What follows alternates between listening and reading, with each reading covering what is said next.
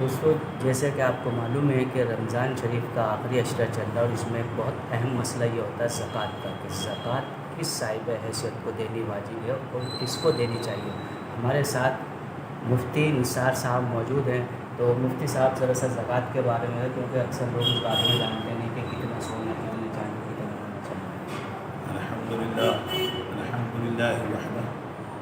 والصلاة والسلام على من لا نبي بعده أما بعد أعوذ بالله من الشيطان الرجيم بسم الله الرحمن الرحيم الذين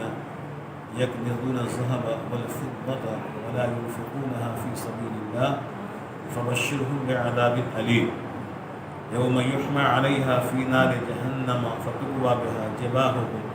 وجنوبهم وظهورهم هذا ما كنزتم لأنفسكم فذوقوا ما كنتم تكنزون صدق اللہ العظیم۔ یہ سورہ توبہ کی آیت نمبر 33 اور 34 ہے۔ اس میں اللہ سبحانہ و تعالی نے زکوٰۃ نکالنے کی تاکید فرمائی ہے، اور وہ لوگ جو مال کو صرف جمع کرتے ہیں، سونے اور چاندی کو جمع کرتے ہیں اور راہ خدا میں خرچ نہیں کرتے، ان کے لیے سخت وعید بیان فرمائی گئی ہے۔ ترجمہ قرآن پاک کی اس آیت کا اس طریقے سے ہے کہ والذین یکنزون الذھب والفضة، کہ جو لوگ سونے اور چاندی کو جمع کرتے ہیں، ولا ينفقونها فی سبیل اللہ، اور اسے وہ اللہ کے راستے میں خرچ نہیں کرتے، تو فبشرهم بعذاب علیم، اے نبی مکرم علیہ السلام آپ ان لوگوں کو خوشخبری سنا دیجیے دردناک عذاب کی۔ دردناک عذاب کیا ہوگا؟ یوم یحمى علیہا فی نار جہنم فتکوی بہا جباہہم وجنوبہم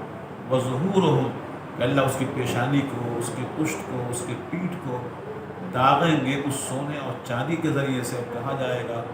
یہ ہے تمہارا وہ مال جس کو تم زندگی میں جمع کرتے تھے، آج تم اس کے عذاب کو چکھو۔ لہذا آپ نے یہ اچھا سوال کیا ہے، اور آپ کے چینل کے حوالے سے میں تمام امت مسلمہ کو یہ پیغام دینا چاہتا ہوں کہ زکوٰۃ کے سلسلے میں جو شریعت نے نصاب قائم کیا ہے کہ 20 مثقال سونا، یعنی 7.5 تولہ سونا، یعنی 87 گرام 480 ملی گرام سونا کسی کے پاس ہے تو وہ صاحب نصاب کہلاتا ہے، یا چاندی کے لحاظ سے 200 درہم چاندی۔ 200 درہم کا مطلب ہوا 52.5 تولہ چاندی۔ 52.5 تولہ کا مطلب یہ ہوا کہ 612 گرام اور 890 یا 80 ملی گرام کسی کے پاس چاندی ہے تو وہ صاحب نصاب کہلاتا ہے۔ اب کوئی آدمی، میں عرض کر رہا ہوں، اب کوئی آدمی ایسا ہے نہ تو اس کے پاس چاندی ہے نہ اس کے پاس سونا ہے، اس کے پاس کیش ہی کیش ہے۔ اگر آج کے ڈیٹ میں اس کے پاس 35,000 روپے، یہ تقریباً 52.5 تولہ چاندی کی قیمت ہے، تو اس کے پاس 35,000 روپے اس کے پاس موجود ہیں، یہ بھی صاحب نصاب کہلائے گا۔ اگر اس 35,000 روپے پہ سال گزر جاتا ہے تو اب وہ اس پہ زکوٰۃ دے گا 2.5% کے لحاظ سے۔ اب یہ آپ نے سوال مجھ سے کر رہے تھے، کسی کے پاس سونا بھی کم ہے، چاندی بھی کم ہے، کیا کرے گا؟ دیکھیے، اگر کسی کے پاس 7 تولہ سونا ہے، 7 تولہ سونا ہے، حالانکہ 7 تولے سونے کی قیمت آج کے ڈیٹ میں 6.5 لاکھ روپے کے آس پاس بن جاتی ہے، لیکن اس کے پاس کوئی کیش نہیں ہے، کوئی چاندی نہیں ہے، اس پہ کوئی زکوٰۃ نہیں ہے، کیونکہ نصاب مکمل نہیں ہے نا۔ نصاب مکمل کب ہوتا ہے؟ جب اس کے پاس کیش بھی ہو یا چاندی ہو یا 7.5 تولہ سونا، لیکن اس کے پاس نہ تو کیش ہے نہ چاندی ہے، لیکن سونا اس کا کب ہے؟ 7 تولہ سونا ہے، چاہے اس کی قیمت 3.5 لاکھ روپے کیوں نہیں ہے، اس کے ذمے زکوٰۃ نہیں ہے، کیونکہ وہ صاحب نصاب نہیں ہے۔ ہاں، اگر کسی کے پاس 1 تولہ سونا ہے اور چاندی کا 1 چھلا بھی ہے آج کے ڈیٹ میں، تو پھر اس کو زکوٰۃ نکالنی پڑے گی۔ کیوں کہ ہم جب دونوں کو ملاتے ہیں، سونے کو اور چاندی کو، تو سونے کا بھاؤ تو مہنگا ہوتا ہے، چاندی کا بھاؤ سستا ہوتا ہے، لہذا وہ 52.5 تولہ چاندی کی قیمت کو پہنچ جاتا ہے، اس لیے اس کے ذمے زکوٰۃ کا نکالنا واجب ہوتا ہے۔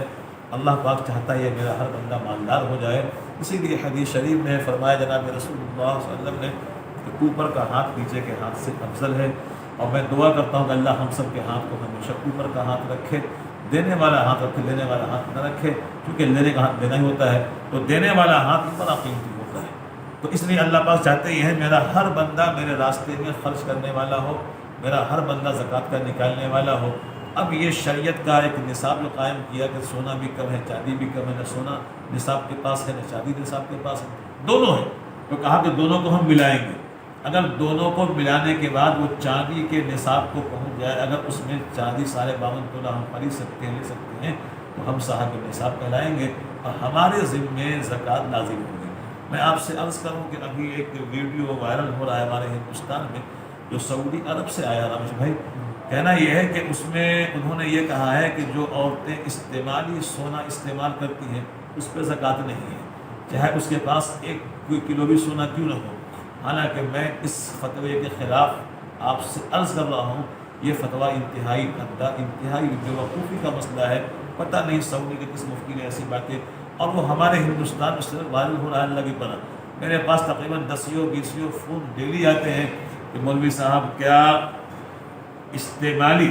جو ہم سونا اور چاندی میرے گھر میں میری ماں، میری بہن، میری بیٹی استعمال کرتی ہے اس پہ زکوٰۃ ہے کہ نہیں؟ تو میں آپ سب سے عرض کرنا چاہتا ہوں وہ فتویٰ انتہائی گندا ہے،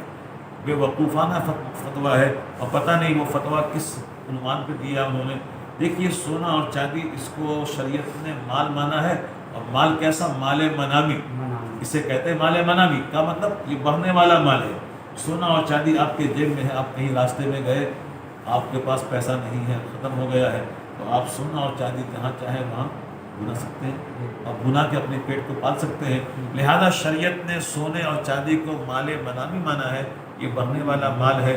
لہذا وہ اگر استعمال کا ہے تب بھی، تجارت کا ہے تب بھی، بزنس کا ہے تب بھی، ہر حال میں اس پہ زکوٰۃ واجب ہے۔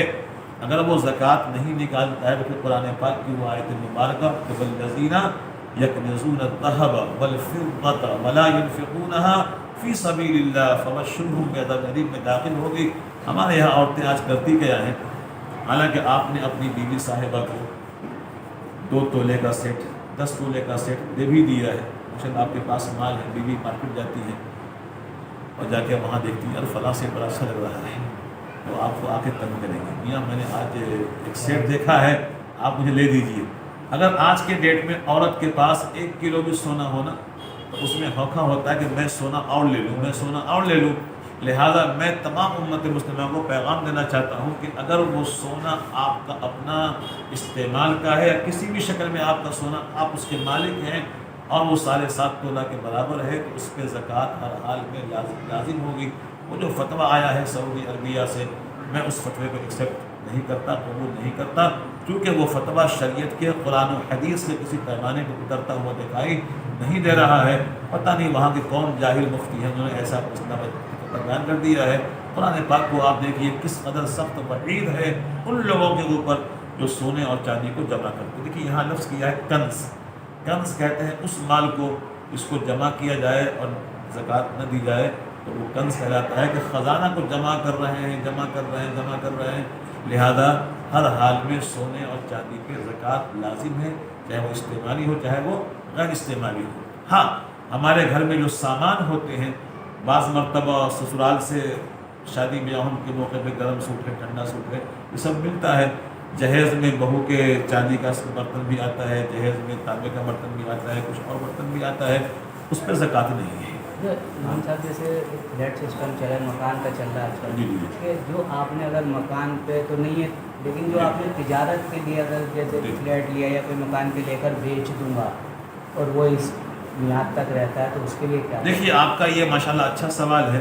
میں اس سوال میں تھوڑی سی وضاحت بھی چاہوں گا، وضاحت بھی کروں تاکہ ہمارے جو ناظرین ہیں وہ ہماری بات کو خوب غور سے سن سکیں اور آپ کے توسط سے یہ مسئلہ پوری دنیا میں پھیل سکے۔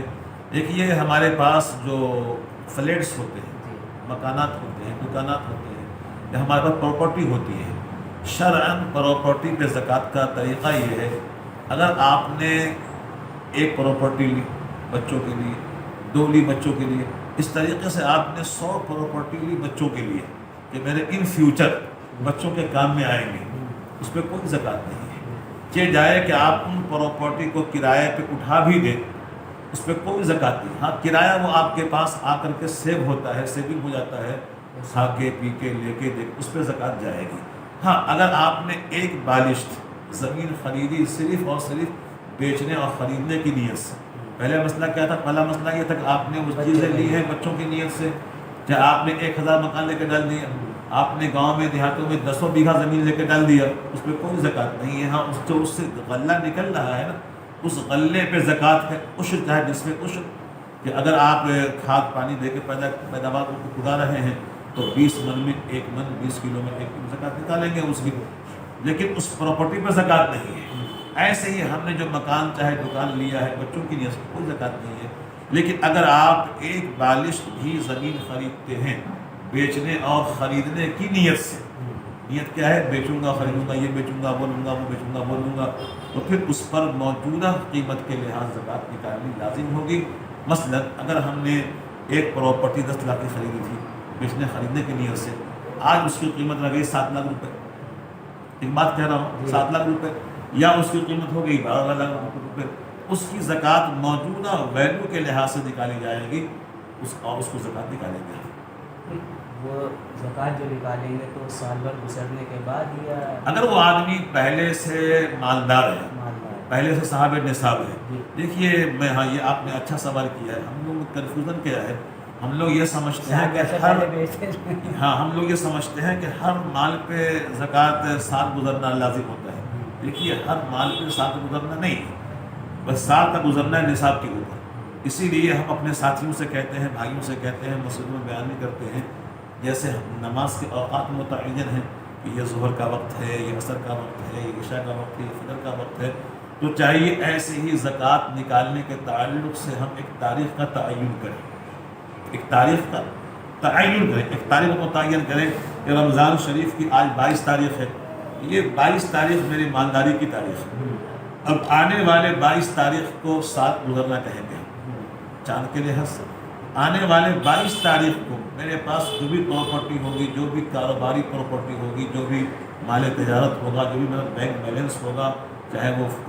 کاروبار میں لگا ہوا ہو، چاہے وہ مارکیٹ میں ہو، اب اس میں یہ ہے جو لینا ہے، جو دینا ہے، اس کو مائنس کر کے زکوٰۃ کو نکالنے کی کوشش کریں 2.5%. تو دیکھیے یہ تھے ہمارے مفتی نثار صاحب، جو یہ بہت قیمتی زکوٰۃ کے بارے میں بتا رہے تھے کہ زکوٰۃ کس طرح سے کس پر واجب ہوتی ہے. اللہ میاں کے اعتبار دربار میں جانے کے لیے، جاننے کی نگاہ سے بچنے کے لیے اللہ تعالیٰ ہم کو اور آپ کو سننے سے زیادہ سمجھنے کی اور کرنے کی توفیق عطا فرمائے. دہلی سے سیاسی تقدیر یوٹیوب چینل کو سبسکرائب کریں اور بیل آئیکن پر کلک کریں تاکہ آپ کو سب سے پہلے خبریں ملتی رہیں.